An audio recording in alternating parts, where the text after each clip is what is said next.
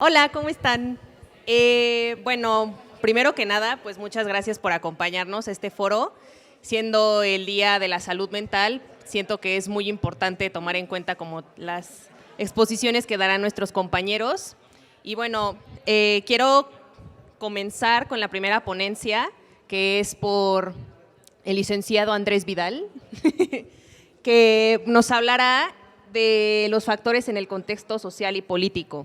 Él es maestro en antropología y es licenciado en psicología de la UNAM. Hola, ¿qué tal? ¿Cómo están? Muchas gracias. Recuerden, los aplausos vienen al final. Si sienten que me los merezco, serán bienvenidos. Bueno, antes de comenzar con esta pequeña plática, les quiero hacer una pregunta. ¿Quiénes de ustedes son estudiantes? Levanten la mano. ¿Quiénes de ustedes son trabajadores? Ok, en sus estudios o en sus trabajos, ¿en algún momento se han sentido cansados? ¿Muy cansados? Levanten la mano, ¿quién sí? Ok, ¿y qué han hecho cuando se sienten muy cansados? ¿Realizar actividades? ¿Qué más? ¿Comer? ¿Comer? ¿Qué más? ¿Dormir? Eso es interesante. ¿Qué otra cosa? Creo que es el vicio. ¿Cómo? Esa es la... Genial, ¿no? Consumir grandes cantidades de alcohol. Y eso pasa frecuentemente por algo bien interesante. Lo que quiero comenzar a hablar es que justamente cuando tenemos ciertos sistemas, el primer sistema que quiero desarrollar es el académico. En el académico pasa algo bastante interesante. Nos están formando para ser unos buenos empleados. Y nos están formando desde un sistema en el cual nos están explotando académicamente, y entonces las tareas, los proyectos finales, las exposiciones, etcétera, etcétera, son un proceso en el cual literalmente nos están, digamos que, entrenando para llevarnos al mundo profesional. Y entonces cuando llego al mundo profesional vamos a encontrar varias cosas. ¿Alguno de ustedes ha buscado trabajo alguna vez? Levante la mano, ¿quién sí? Y entonces, ¿qué encontramos cuando buscamos trabajo? ¿Cuál es el perfil de un empleado? ¿Qué tiene que tener un empleado? 20 años de experiencia. 20 años de experiencia, ¿qué más? Superpoderes, ¿qué más? Un unicornio. Pero regularmente pasa algo, no sé si lo han notado, que dice tolerante a la frustración, ¿no? ¿Qué significa el tolerante a la frustración en una hoja de solicitud de empleo? ¿Qué creen que signifique eso? Va a trabajar bajo presión y te están diciendo: te voy a explotar todo lo que yo pueda. Si tú crees poder, eres bienvenido. ¿Sí, vamos bien? Pero eso no es nuevo, es decir, nosotros estamos preparados para eso porque justamente el sistema educativo nos está formando para allá. Es decir, en este proceso el mejor estudiante es aquel que no se queja y que entrega todo. No estamos reflexionando al respecto de si el estudiante está aprendiendo, si eso que está aprendiendo lo puede ocupar en su vida cotidiana, si eso que va a ocupar en su vida cotidiana le sirve a él mismo y tiene un punto de autorregulación. ¿Sí, vamos bien? No nos estamos preguntando eso. Y entonces cada vez vamos a encontrar más cosas o vamos a encontrar más temas en los cuales la gente, los estudiantes, encuentran o empiezan a tener niveles muy altos de ansiedad, de estrés y de depresión. Y esos niveles van a ser factor esencial para que pase algo primero en la escuela y después lo vamos a ver en el trabajo. Y lo que pasa en la escuela y después lo vemos en el trabajo se llama ausencia del sujeto. Este sujeto no está, el estudiante no está en la escuela, y de repente podemos ver a los sujetos, a los estudiantes no estar en la escuela porque de repente están pensando en mil cosas y como que está pero no está. Pero la preocupante es cuando el alumno empieza a desertar. Ya no sé qué hacer aquí, ya no puedo venir aquí, ya no quiero venir aquí, ya no entiendo qué pasa aquí, o como diría el meme, no me gusta aquí, ¿no? Aquí no me gusta. Y entonces el sujeto ya no va al sitio, empieza a faltar, empieza a ausentarse, y esa ausencia es el principal reflejo de que algo está pasando en este sentido. Lo volteamos a ver al mundo laboral y pasa exactamente lo mismo. Los empleados empiezan a faltar, empieza a haber ausencia laboral. Y empieza a haber ausencia laboral por dos cosas principales. Una, no hay una motivación por parte de los empleadores. No saben cómo tratar a los sujetos y no saben cómo regular este propósito en el cual el empleado pueda sentirse bien dentro de lo que está haciendo. Y tres, siempre va a haber alguien formado buscando empleo. Y entonces esa es una parte también muy interesante porque vamos a empezar a ver que los sujetos o que nosotros mismos empezamos a ser explotados constantemente desde los sistemas educativos hasta los sistemas laborales. ¿Cuál es el propósito de esta plática? Justamente hacer una pequeña reflexión entre nosotros mismos, porque lo comentaba con algunos compañeros, sería idílico pensar o imaginar que de repente podemos encontrar un equilibrio, mente-cuerpo, salud, bienestar, etcétera. Sería muy idílico, básicamente porque vivimos en la Ciudad de México, una de las ciudades más estresantes del mundo. Y entonces en ese proceso es, ¿qué podemos hacer para que nosotros mismos identificamos si estoy muy estresado, si estoy muy ansioso o si comienzo a estar deprimido? El primer factor es evidenciar que pasa algo, evidenciar que nosotros mismos hoy nos estamos explotando por cumplir. Y la autoexplotación es la base del neoliberalismo, el sistema económico social que estamos trabajando. Ya no hay alguien que nos explote, nos explotamos a nosotros mismos. Y nos explotamos a nosotros mismos en este sistema de competencias en el cual nosotros trabajamos y trabajamos y trabajamos y trabajamos y trabajamos para ser mejor que alguien que no sabemos quién es. Entonces, en este sistema, cuando yo me doy cuenta de este proceso de explotación, yo puedo empezar a regular si quiero hacerlo o no quiero hacerlo. Y cuando yo empiezo a decir quiero hacerlo, no quiero hacerlo, quiero venir a dar una plática, quiero hacer una tarea, quiero trabajar en este lugar, no quiero trabajar en este lugar, lo puedo modificar. Cuando la gente se ausenta, en muchas de las ocasiones, no es porque se ausente conscientemente, porque él sepa que no quiere ir a trabajar, sino simple y sencillamente porque ya no puede ir a trabajar. Es decir, este punto de la ausencia de las personas es un punto en el cual los sujetos ya no pueden salir de sus cuartos, ya no pueden salir de sus camas, y creo que más adelante nos hablarán un poquito de este sistema biológico que también actúa al respecto de los sujetos cuando están muy estresados. En este sentido, ya llegar a ese punto, digamos que es lo más extremo que podríamos tener. Si nosotros empezamos a ver qué es lo que yo quiero hacer, qué es lo que nosotros queremos hacer, quiero ir a la escuela, quiero ir a estudiar, no quiero ir a estudiar, quiero entrar en esta materia, no quiero entrar en esta materia, quiero entrar a este trabajo, no quiero entrar en este trabajo. De repente, en este sistema de alienación, que nos explican muchos autores, hay un proceso en el cual yo no renuncio a un trabajo que me está dañando, y no renuncio por tres cosas básicas. La primera, el aguinaldo. Entonces, después del aguinaldo ya renuncio. Antes no. Me tengo que esperar hasta que me den mi aguinaldo para poder renunciar. Te dan tu aguinaldo y dices, bueno, en enero renuncio, pero después dices, no, porque me van a dar mi caja de ahorro. Y después dices, no, porque me van a dar mi prima vacacional. Y después dices, no. Y ese no se vuelve un proceso bastante largo en el cual el sujeto no renuncia, no acaba y está machacando y machacando y machacando y machacando. En la UNAM, por ejemplo, tenemos un proceso bastante complicado en el cual el sujeto termina su carrera en 3 o 5 o 10 años, ¿no? Dependiendo de la carrera y el sujeto. Pero de repente el sujeto se puede titular por tesis. Ya terminó la carrera, falta la tesis. Y entonces avienta 10 años haciendo la tesis. Y esos 10 años el sujeto está diciendo, no lo quiero hacer, no lo quiero hacer, no lo quiero hacer, no lo quiero hacer, no lo quiero hacer, pero no lo puedo terminar. ¿Sí vamos bien? El punto al que quiero llegar es que no somos conscientes en este proceso sociopolítico, económico, de lo que estamos haciendo. No tenemos políticas públicas que empiecen a regular la acción de los sujetos. Acaba de entrar la norma 35, no sé si la conocen. ¿Alguien sabe qué es la norma 35? La norma 35 es una norma que obliga al patrón a cuidar la salud mental del empleado.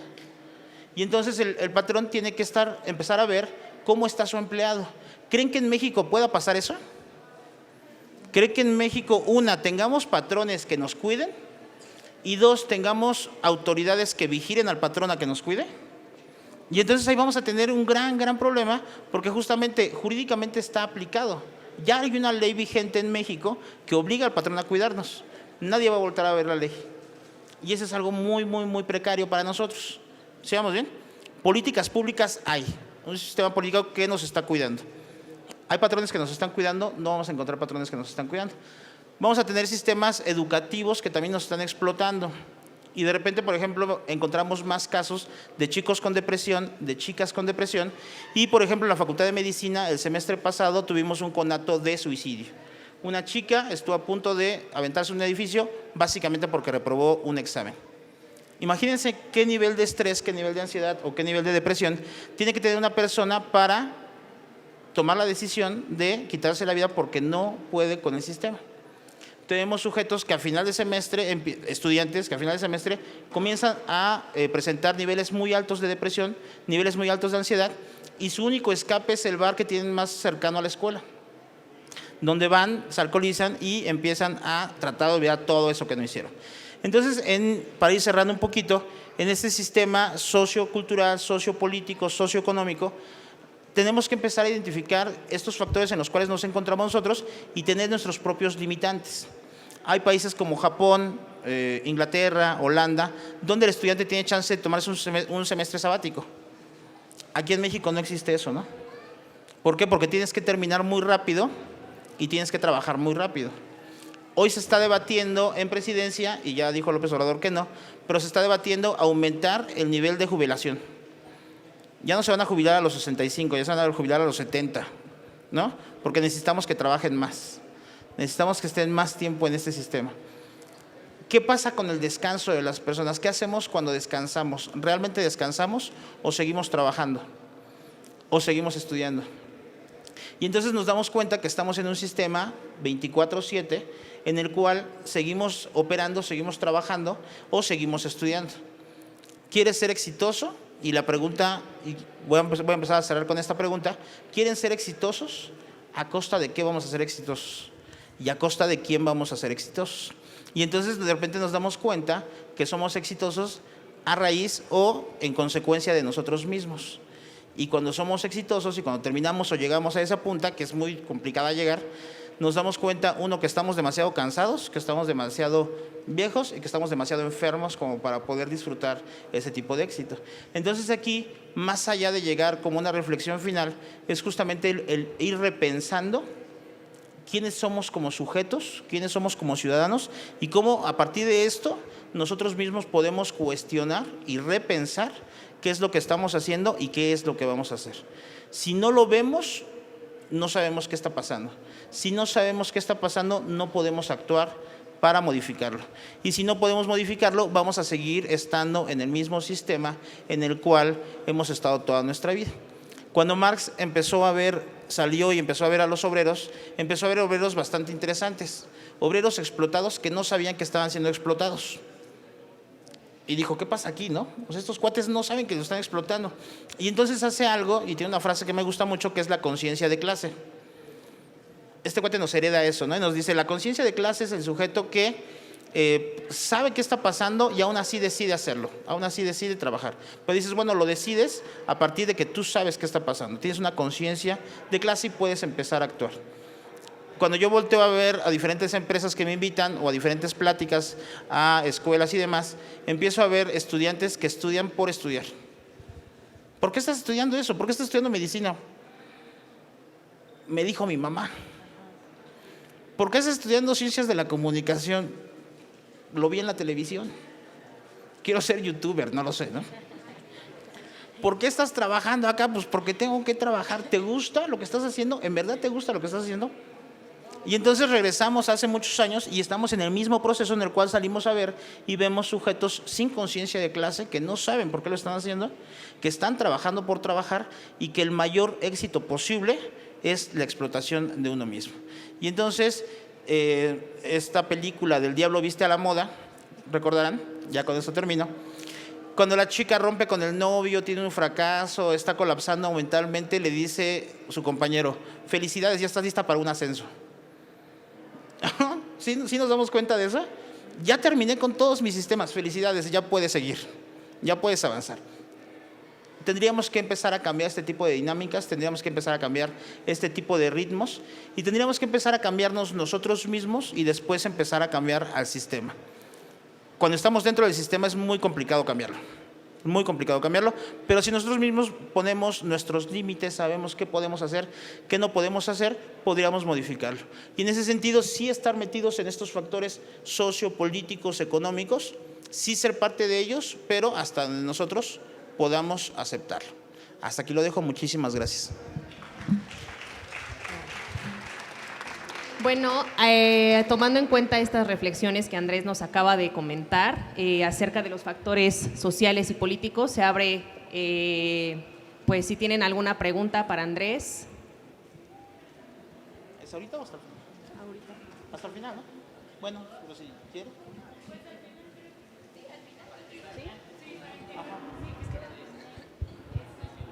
Bueno, entonces continuemos.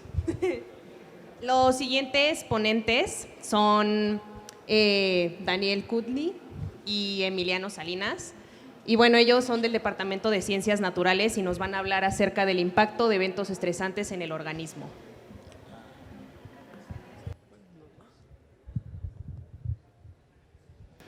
Bueno, gracias por venir.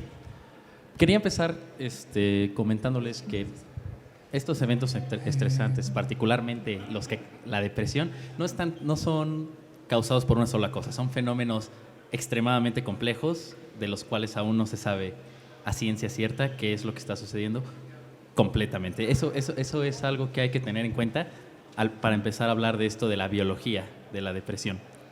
Hay diferentes factores que están involucrados. Mucho nos habló ya Andrés del componente social, que en lo personal yo creo que tiene el mayor peso en estas situaciones de depresión, pero hay otros factores como el componente genético o el componente ya de las funciones neuronales o de la bioquímica del cerebro, que también están jugando un papel importante en la depresión. Queríamos empezar hablando como mucha gente, por lo que estuvimos escuchando Daniel y yo, piensa que ya al nivel de estas moléculas con nombres bien divertidos, los llamados neurotransmisores, piensan que realmente es muy sencillo decir, tengo depresión porque tengo muy poca dopamina, uno muy famoso, ¿no? O muy poca serotonina. Y pues esto no es así, realmente existe una cantidad muy grande de neurotransmisores que juegan un papel importante en estos procesos de depresión. Hay un grupo muy, muy importante que, vamos a decir un nombre un poquito más técnico, llamados las monoaminas, que es donde están los más famosos. Ahí está la famosísima serotonina, la dopamina, la adrenalina o epinefrina, la noradrenalina. Y estos juegan un papel importantísimo en estos procesos de depresión y otros procesos relacionados y que se ven afectados por la depresión, como el mood del estado de ánimo, la atención, la respuesta a un estímulo positivo, el apetito, la cognición, el líbido. Desbalances en estos neurotransmisores, pues ¿cómo decirlo? Causan variaciones en estos aspectos y igual van relacionados con la depresión. Mucho se habla, y esto es realmente correcto, acerca de que la disminución en estos neurotransmisores pues es lo que causa precisamente estos fenómenos de depresión. Pero estos no son los únicos, existen otros, vamos con los nombres divertidísimos, como el GABA, que es ácido gamma-aminobutírico, el glutamato, otros compuestos como los glucocorticoides, que están muy relacionados con las hormonas, que también tienen un fuerte papel en la depresión. Y pues, ¿cómo estos relacionan la depresión ahora con problemas que ya nos atañen en tu vida diaria? Empezamos con cómo nos afecta la depresión con el sueño. Estos están muy relacionados con el papel de estos monoaminas que les mencionaba, la dopamina y la serotonina, los cuales en los procesos de depresión pues se ven disminuidos y causan principalmente dos problemas. Uno, el más común, que es el insomnio, que a todos nos ha pasado, y también la hipersomnia, que ahora que es todo lo contrario, que es el sueño. Y esto está muy relacionado también con el estado de ánimo, que es como el componente más pesado, yo creo, de la depresión. Con estos problemas de, por ejemplo, poco sueño, viene el problema del estado de ánimo. Pero si tienes problemas en tu estado de ánimo, también esto altera tus patrones de sueño. Entonces esto hace un ciclo que cada vez va empeorando, hasta que uno pues se rompe. Otro de los factores que les mencionaba, el líbido, que está súper divertido, ¿no? Porque pues... ¿Qué pasa en la depresión con el líbido? Pues hay pérdida de interés en el acto sexual, hay reducción de la energía general, pero pues también en este contexto, baja autoestima y una muy importante incapacidad de sentir placer. Estos efectos se ven 2 a 3 veces más presentes en situaciones con depresión.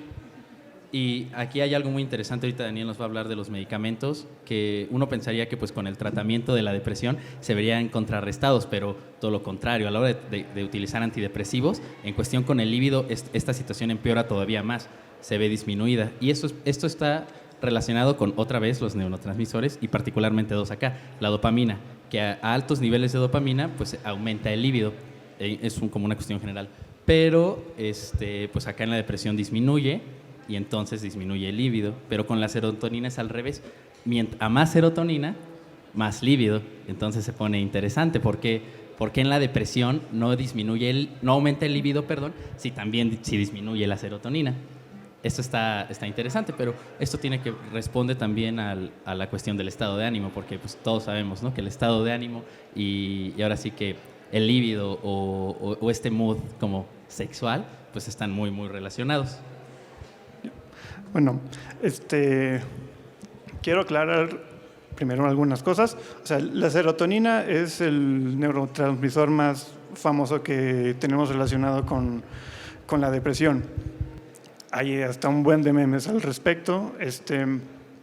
El problema es que tenemos fármacos para lidiar con la escasez de serotonina, pero llegamos a estos fármacos no como primero sabemos que la falta de serotonina es lo que causa la depresión y luego creamos un fármaco, como lo haríamos como para otras situaciones, como en la diabetes. Supimos que primero hay algo mal con la insulina y necesitamos un fármaco que arregle eso de alguna manera. En el caso de la depresión no fue así. Primero salieron los fármacos, vieron que funcionan y lo asociaron a la serotonina, pero no es tan sencillo esto. O sea, si tienes poca serotonina, puedes no estar deprimido. De hecho, puedes estar normal, puedes ser epiléptico simplemente, y hay muchos otros desórdenes que tienen que ver con la serotonina. Y otra cosa, entre menos serotonina, más líbido.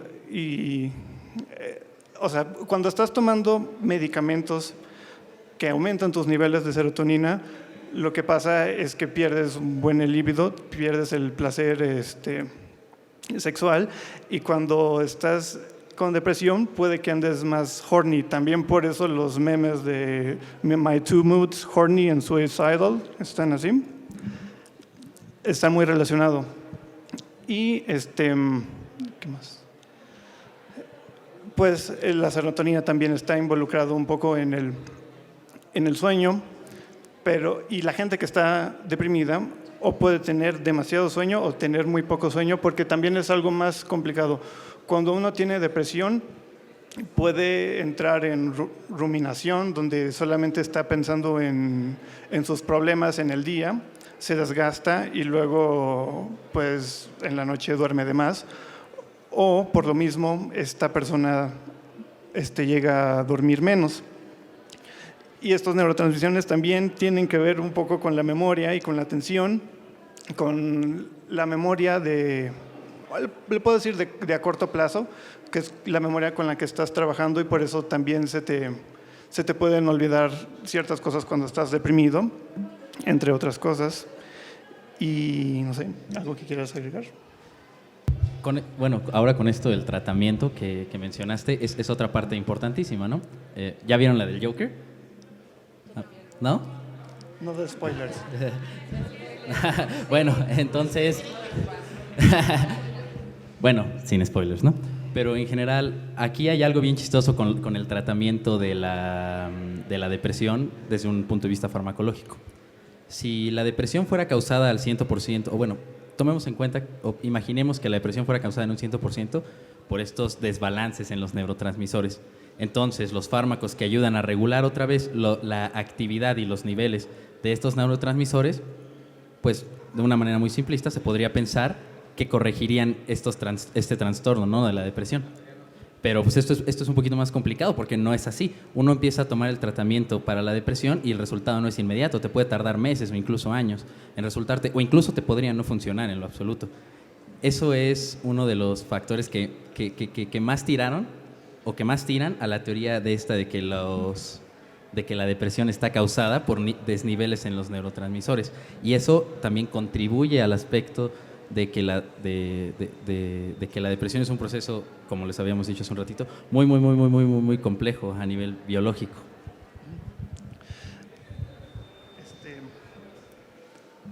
También muchas veces cuando vas al psiquiatra y te recomiendan ciertos medicamentos, quien te lo está recomendando no está totalmente seguro de lo que te está dando va a funcionar. Por eso, y la dosis también depende mucho de la persona, porque no es tan sencillo como estás mal en esta área de tu cerebro o en estas vías en las que está involucrada la serotonina y esto es lo que se tiene que corregir.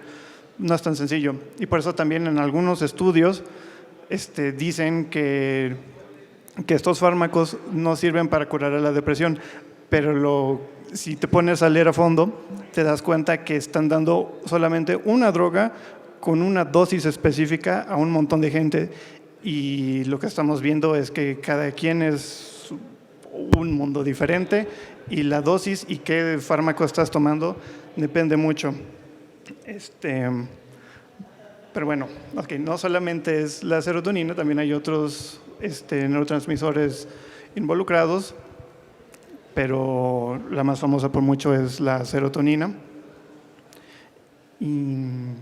Bueno, ya para terminar, mencionar un poquito acerca de los tipos de depresión y cómo se han clasificado desde el contexto biológico. Así, en general, hay 5 tipos, que es la unipolar, la más común, la más descrita y la más estudiada, que es la que presenta estos trastornos constantes y probablemente cada vez más intensos en el estado de ánimo, el sueño, el líbido, el hambre, todas estas cosas.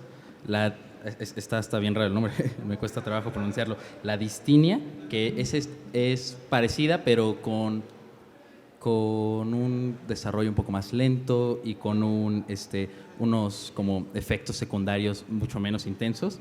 Hay una que se me hizo súper interesante, que es la depresión como por temporadas, que como cuando comienza a haber menos sol o menos luz durante el día o el periodo de luz es mucho más corto, la gente se empieza a deprimir. Pasa mucho, por lo menos en este hemisferio, en el otoño y el invierno, que empieza a haber mucha menor cantidad de luz y eso también causa o puede causar problemas de depresión.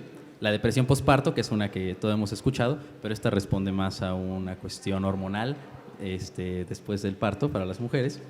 Y también hay una que es que está súper interesante, que es la depresión atípica, que en esta ninguno de estos síntomas o ninguno de estas condiciones es constante. Hay como un mood reactivo, o sea, puedes estar como muy bien, así como muy de buenas y nada, de repente un evento estresante, sí, pero muy pequeñito, te puede cambiar completamente tu estado de ánimo. Lo mismo con el apetito, puedes de repente tener muchísima hambre y después no querer comer absolutamente nada. Lo mismo con el sueño, pero en esta de la típica es donde se ve más presente esto de la hipersomnia, de que tú te quedes dormido más tiempo. Y una muy importante en la típica, que se presenta en todas las demás, pero aquí es como el factor determinante, es el rechazo interpersonal, que también es una de las partes más pesadas de la depresión.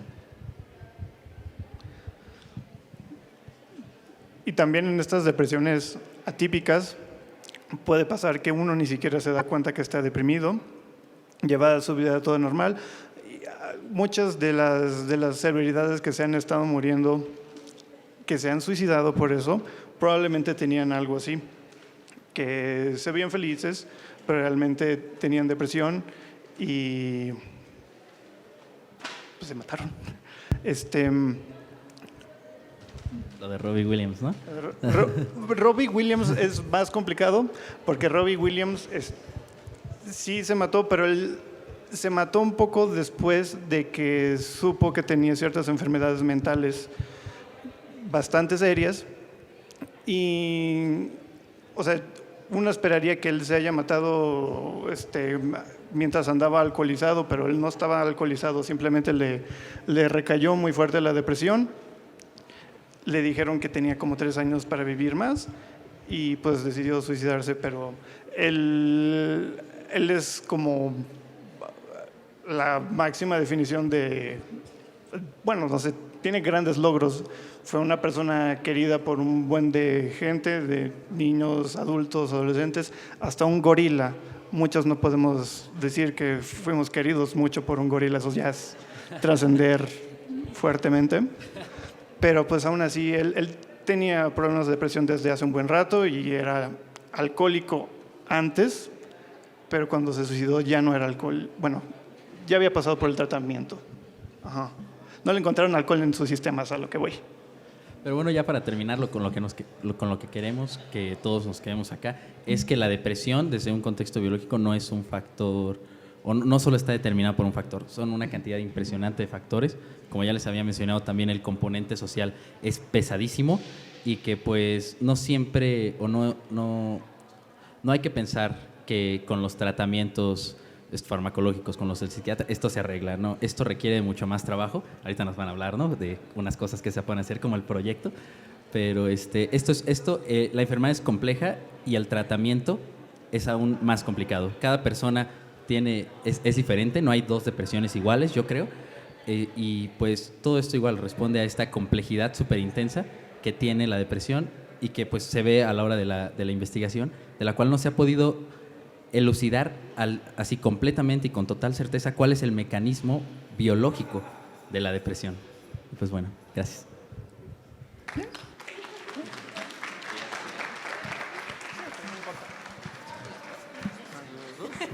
Los dos, como sea, con los dos.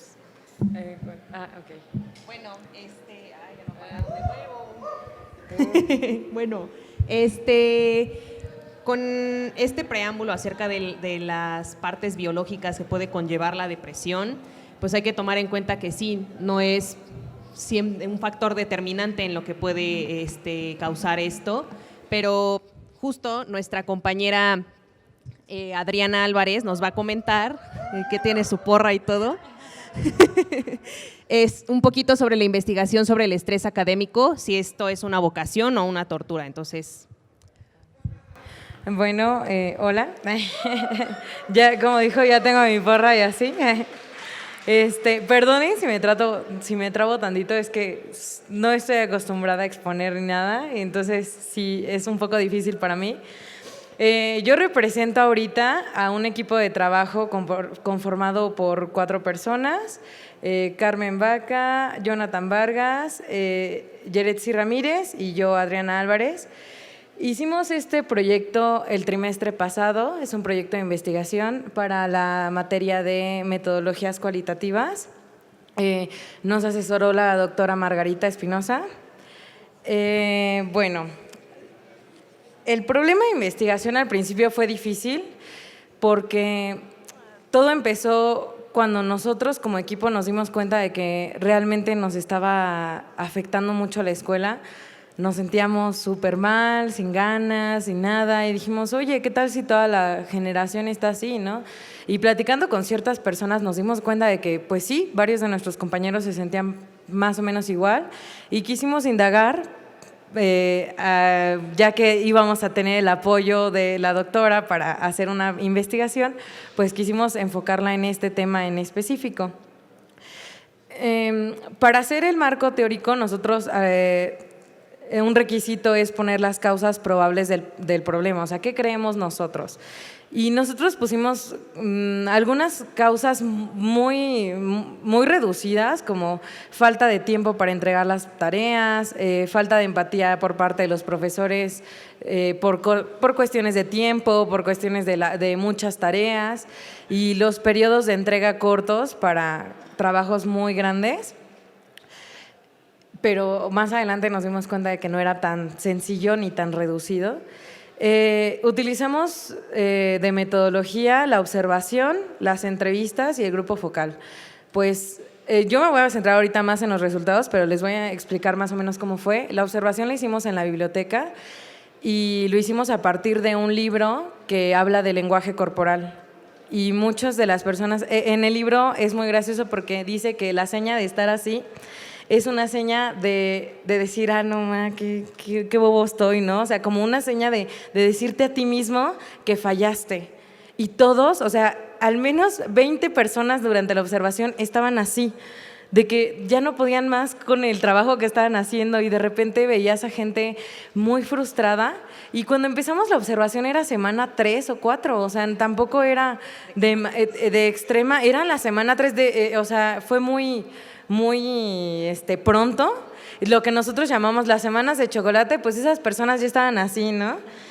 En cuestión de entrevistas, pues entrevistamos a 4 personas y en grupo focal fueron 4, sí, creo que fueron 4, pero una de ellas se repitió, entonces en total fueron 7 alumnos los que investigamos. Y ahora sí vienen, bueno, los resultados. Pues ya ahora que escuché a Andrés y a mis 2 compañeros, me di cuenta de que pues este proyecto involucra todo lo que han hablado, y con razón me dejaron hasta el final para cerrar. pues nos dimos cuenta de que las causas no eran tan reducidas como nosotros pensábamos, y les voy a leer la lista de las causas en las que los 7 alumnos estuvieron de acuerdo. O sea, es una lista larga. No solamente los que ya les había comentado, sino aparte era preocupación por las calificaciones, miedo a reprobar, miedo al fracaso, que es muy importante porque al final de cuentas creo que todos tenemos ese miedo de, ay, es que mi mamá y mi papá, y nos comentaban, ¿no?, los alumnos, es que mis papás se rompen la espalda todos los días para trabajar, para que yo pueda estar aquí, para que yo pueda viajar hasta acá o pueda rentar por aquí o lo que sea, pero piensan mucho en eso de, ay, es que le voy a fallar a mi mamá piensa que yo estoy aquí disfrutando y se sienten culpables por sentirse mal. Y entonces fue un momento de revelación muy, muy extraño porque nos dimos, durante toda la investigación, nuestro equipo de trabajo, nada más nos sentíamos identificados. O sea, nosotros no incluimos nuestras respuestas, evidentemente, porque no cuenta, pero sí están incluidas, pero no de nosotros, de los demás. También está la falta de autoestima. O sea, hay chicos que se sienten mal con ellos mismos y sienten que no son capaces, y esa falta de autoestima es lo que les llega los lleva a desencadenar todos estos trastornos de ansiedad, depresión. La distorsión en la autopercepción es lo mismo de, ay, es que yo no puedo, y se centran en yo no puedo. La entrega de proyectos, evaluaciones con grandes porcentajes de calificación, así de que llega tu profe y te dice, este examen vale el 70% de su calificación, si no lo entregan ya, ¿no? A mi profesor, el trimestre pasado, uno de mis profesores nos aplicó eso de el trabajo final vale el 60%, quien no apruebe, quien no lo haga bien, bye. Y la mitad de mi grupo reprobó y ya lo sabían. O sea, terminaron el proyecto nada más porque tenían compañeros que sí iban mejor y ellos se resignaron a que ya no. O sea, ellos en semana 5 ya sabían que no iban a aprobar porque se mentalizaron de, mi proyecto no sirve, mi proyecto no sé qué, y así. La presión familiar o social, falta de inteligencia emocional, que fue la mayor causa. Traslados hacia la escuela, la falta de empatía. Nosotros creíamos que era falta de empatía por parte de los profesores, pero no, resultó que es falta de empatía por toda la comunidad, de que no.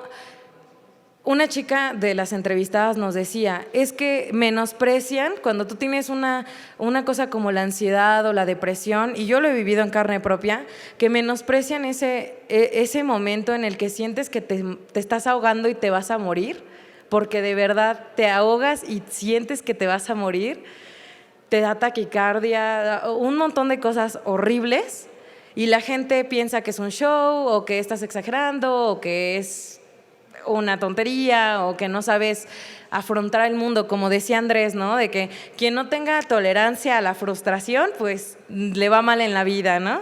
Entonces, ese tipo de cuestiones, nuestro equipo se sintió identificado en casi todas. Y pues lo que nos comentaban los compañeros era que pues sí, se la viven bastante pesado. 2 de ellos sí tienen diagnosticado algún trastorno como de ansiedad o depresión, y pues sí la viven un poco más difícil. Ya me pasé. En resultados también vimos las consecuencias que esto tiene, consecuencias físicas y psíquicas. En psíquicas está más frustración, enojo, mal humor, tristeza, dificultad para relacionarse, porque nos comentaban que de repente sus papás, lo que decía el compañero, ¿no? Que de repente explotas así de la nada, te dicen así cualquier cosita y ya te enojaste. Y entonces decían, es que de repente no sé por qué yo voy feliz en el camión a ver a mi mamá, y cuando mi mamá me dice algo, me enojo con ella y le grito. Y ya nos gritamos, nos vamos cada quien para su cuarto, y ¿dónde está ese sentimiento de la extraño, la quiero, no la he visto en una semana, no sé? O sea, ese tipo de cuestiones también. Había una chica que nos comentaba que la relación con su novio fue muy dura porque de la nada se enojaba o se ponía triste o lloraba y ella no sabía ni por qué. También está la desesperación, los ataques de ira o violencia y la ansiedad en general. Y en físicas estaba como más común el insomnio y el dormir excesivamente, lo mismo que comentaba el compañero, insomnio y exceso, no comer o comer compulsivamente, el aumento o disminución del peso, dolores de espalda, de cabeza, ataques de ansiedad, lo que desembocaba en taquicardia y dificultad para respirar. Nos comentaban que respiraban así como, ya cuando se hacían conscientes de cómo estaban respirando, se daban cuenta que hasta respiraban aceleradamente, o sea, como traían la mente al 100 y el cuerpo también, pero es muy extraño cuando, lo comentaba una de las entrevistadas y yo me sentí identificada, me dice, es que es muy extraño cuando de repente tú estás cansado, o sea, tu cuerpo ya no puede más, ya estás a punto de dormirte y así, y dices, bueno, ya, dejo esto, ya me vale, mañana lo que tenga que ser, te acuestas y ya no puedes dormir.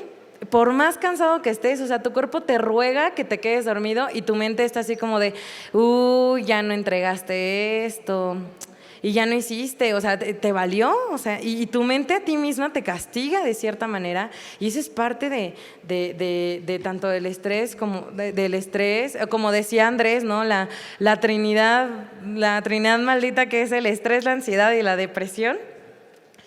Pero bueno, ya para finalizar, nosotros hicimos una pregunta muy importante que fue, ¿qué te gustaría que hiciera la UAM con respecto a este problema, ¿no?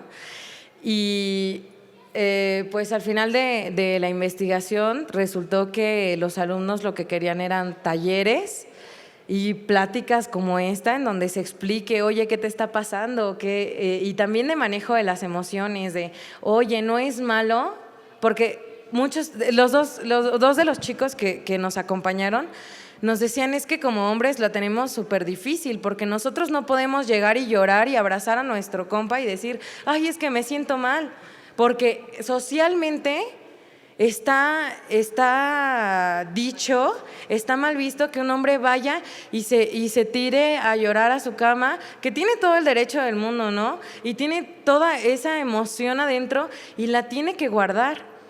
Y el manejo, en sentido de manejo de las emociones, sí es importante que haya esa cultura de autocuidado que nos diga, oye, que tú llores, que tú te sientas mal, que tú expreses lo que sientes, no está mal. Y no es independiente si eres mujer o hombre, tienes que poder expresar tus emociones y además saber canalizarlas, sea en el ámbito artístico, en el ámbito deportivo, en cualquier ámbito.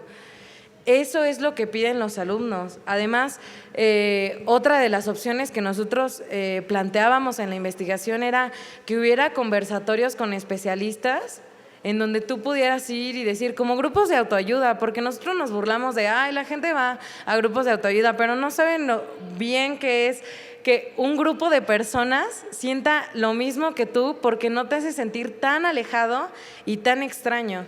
En el grupo focal hicimos una actividad en la que los participantes dibujaron y uno de los chicos escribió un texto de cómo se sentían y dos de las chicas coincidieron en que ellas se dibujaron un punto en medio y alrededor estaba girando el mundo. Ellas se sentían en pausa y todo el mundo giraba aceleradamente y ellas no sabían en dónde subirse, en dónde bajarse, ni nada. O sea, se sentían aisladas y sentían como que no podían entrar al mundo real.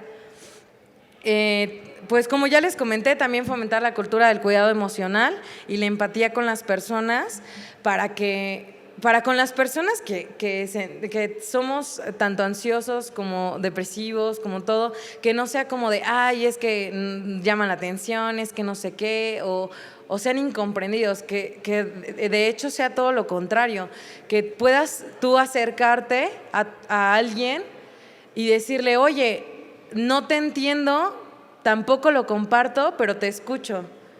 Y eso es muy importante y eso ayuda muchísimo a las personas que están en estas situaciones, que estamos en estas situaciones, porque al final de todo una emoción se lleva mejor, sea muy feliz, o sea positiva o negativa, se lleva muy bien si es compartida.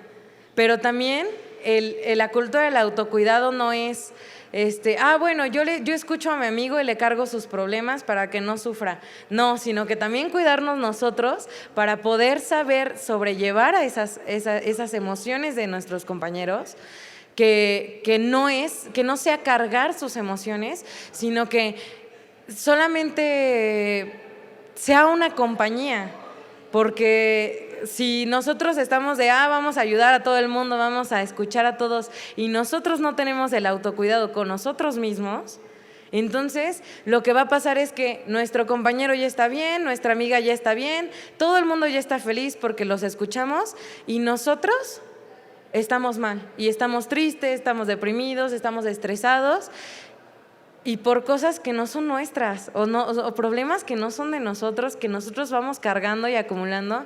Entonces sería cuestión también de, con especialistas, aprender a mejorar ese control de las emociones, de la autoestima y todo, para poder seguir adelante, poder hacer esa comunidad de empatía sin tener que cargarnos los unos a los otros. Y pues nada, creo que ya me alargué un poquito, pero bueno, si les interesa, pues saber un poco más de el proyecto, me pueden, ahorita que termine, pueden acercarse a mí, yo les puedo tomar sus datos para mandarles por correo el PDF de la investigación para que lo chequen. Y ya nada más eso. Listo. Muchas gracias, Adriana. Bueno, si les parece, habiendo terminado las 3 ponencias, se abre el tiempo para si tienen alguna pregunta hacia alguno de los ponentes.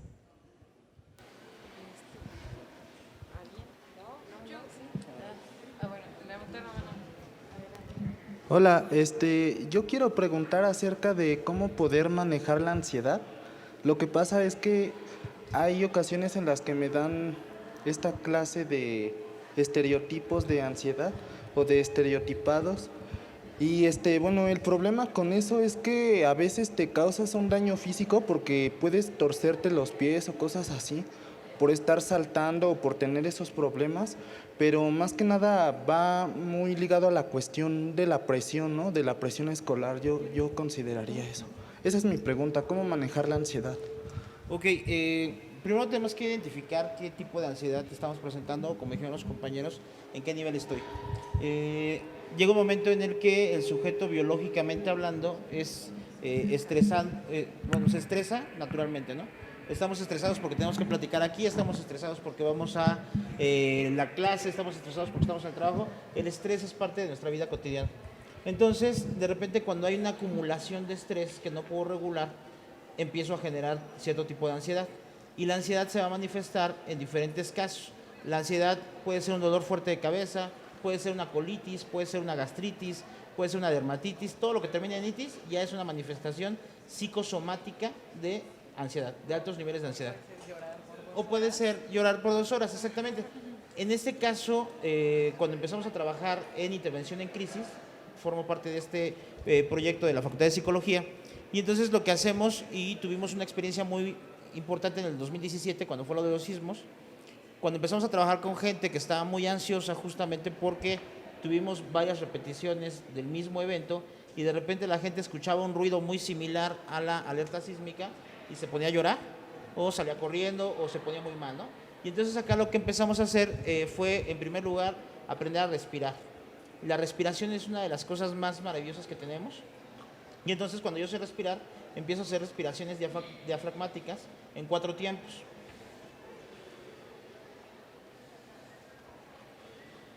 El problema con la ansiedad es que no me da chance de hacer esto. O sea, regularmente tengo que decirle a alguien, ayúdame a respirar. Ayúdame a respirar. Cuando estoy muy ansioso estoy corriendo, estoy de aquí para allá.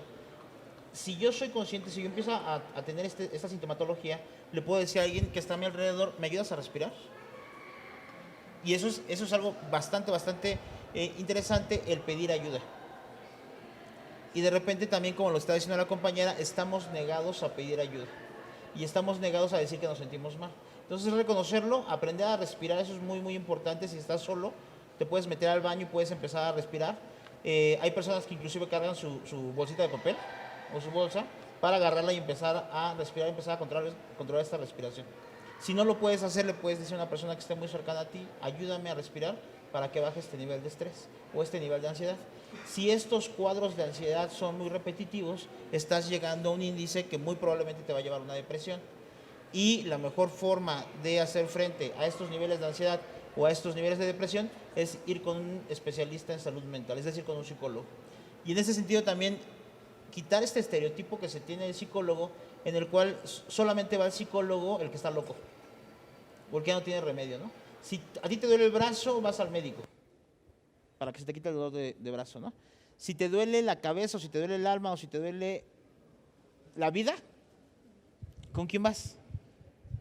Y entonces de repente vas al psicólogo porque te canalizan al psicólogo. ¿Sí vamos bien? Y eso es una parte interesante. El mexicano, por ejemplo, no va directamente con el psicólogo. Ayer estaba hablando con unos amigos nutriólogos y estábamos llorando juntos porque pues nadie nos pela, ni a los psicólogos ni a los nutriólogos.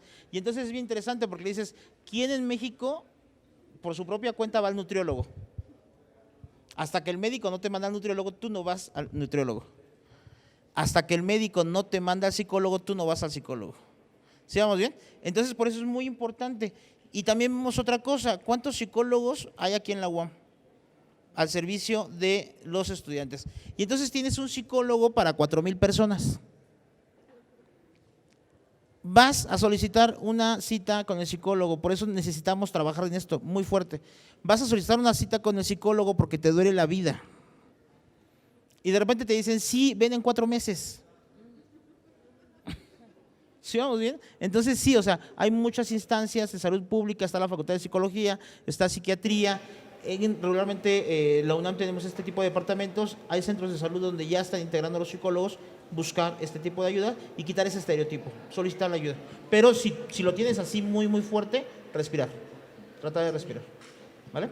Yo nada más quiero hacer una pequeña intervención. A mí lo que me ha ayudado personalmente es empecé a hacer ejercicio. O sea, antes no hacía nada de ejercicio, nada. Y eso también me estaba deprimiendo, ¿no? Porque no, sales, tienes una rutina, pero de repente llegas a la clase que sea y te dicen, no, pues esfuérzate al máximo. En ese momento en el que ya sientes que ya no puedes, tus piernas ya no te dan más para correr o para estar en la bici o lo que sea, en ese momento piensas en todo tal vez a mí me funciona pensar en todo lo que me salió mal en el día o lo que sea y lo saco, de ahí saco fuerzas para seguirle a la bici y es muy, muy liberador. O sea, de verdad, como que te ayuda a sacar todo eso que te hace falta. Entonces yo te recomendaría, aparte de lo que dice Andrés, pues sí, hacer ejercicio, o sea, darlo todo. Yo más que una pregunta, pues hacer un comentario o una observación. Bueno, evidentemente la depresión, como bien decían desde un punto de vista tanto social como biológico, pues es algo multifactorial. Pero bueno, o sea, creo que nos hace falta mucho como individuos darnos cuenta de qué tanto nos desconocemos a nosotros mismos. Entonces, lo primero es el autoconocimiento y el manejo de las emociones. Tan solo, o sea, ya no digo controlarlas o tener inteligencia emocional, nombrarlas.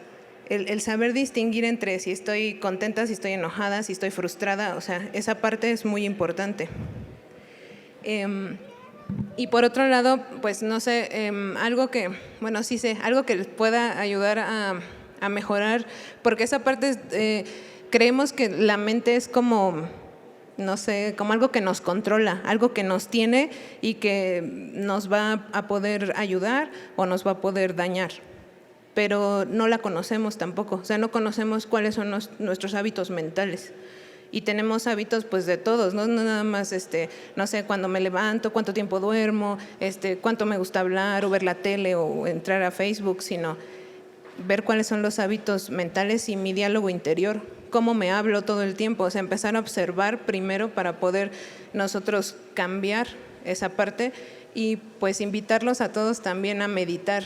La meditación es una herramienta que nos puede servir mucho. ¿Por qué?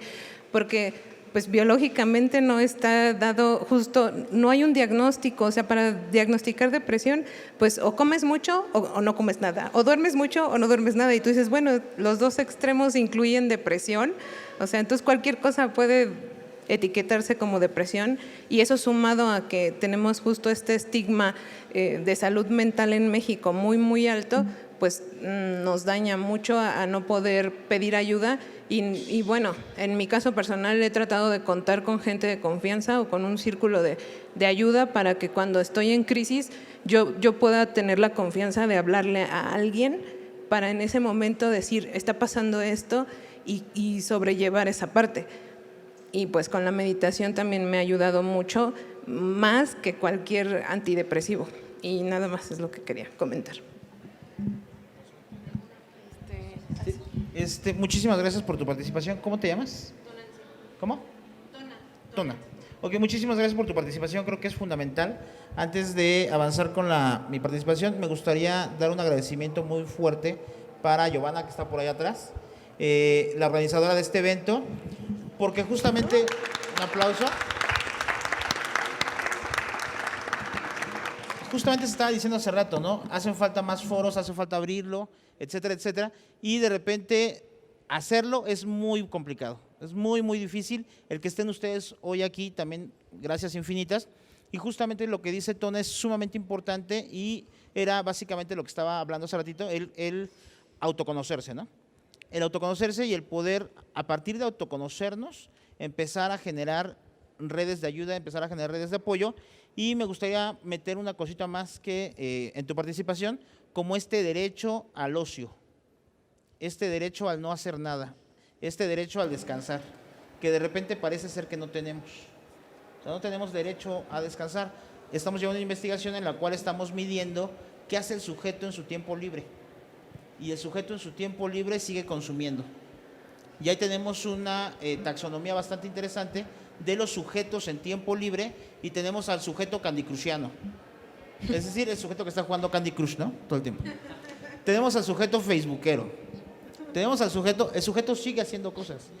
Vamos en el metro, y a lo mejor les ha pasado, vamos en el metro y los sujetos van así en el celular. Ni siquiera lo están viendo, están así. De repente ven un meme y se quedan así como que lo tratan de recuperar y se perdió para toda la vida.